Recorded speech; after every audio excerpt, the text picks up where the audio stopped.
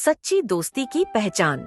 एक समय की बात है, एक छोटे से गांव में दो गहरे दोस्त रहते थे, राजू और मोहन।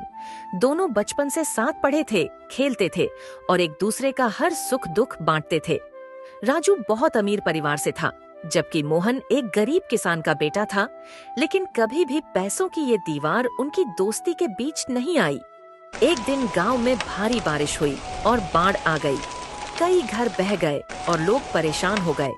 मोहन का घर भी पूरी तरह से नष्ट हो गया। उसके पास अब रहने के लिए जगह भी नहीं बची थी। वह सीधा अपने सबसे अच्छे दोस्त राजू के पास गया और मदद मांगी। लेकिन इस बार राजू ने मुंह फेर लिया।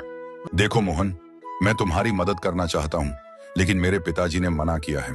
मोहन को बहुत दुख हुआ, लेकिन वह चुपचाप चला गया। उसने किसी और से भी मदद नहीं मांगी। वह मेहनत करने में लग गया।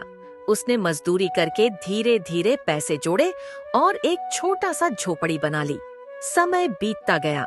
कुछ सालों बाद मोहन ने खुद का एक छोटा व्यवसाय शुरू किया और मेहनत से बड़ा व्यापारी बन गया। अब गांव में उसकी इज्जत बढ़ गई थी। एक दिन राजू का परिवार कर्ज में डूब गया और उनका सारा पैसा खत्म हो गया। अब राजू को मदद की जरूरत थी।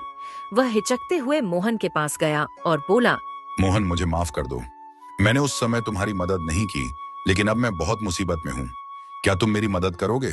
मोहन मुस्कुराया और बोला, राजू, सच्ची दोस्ती तो मुसीबत में ही परखी जाती है। तुमने मुझे उस समय छोड़ दिया था, लेकिन मैं तुम्हें नहीं छोड़ूंगा। मोहन ने न केवल राजू का कर्ज चुकाया, बल्कि उसे अपने व्यवसाय में काम भी दिया। सच्चा मित्र वही होता है जो कठिन समय में साथ दे।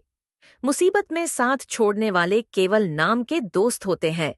सच्ची दोस्ती कभी हालात नहीं देखती, वह दिल से होती है।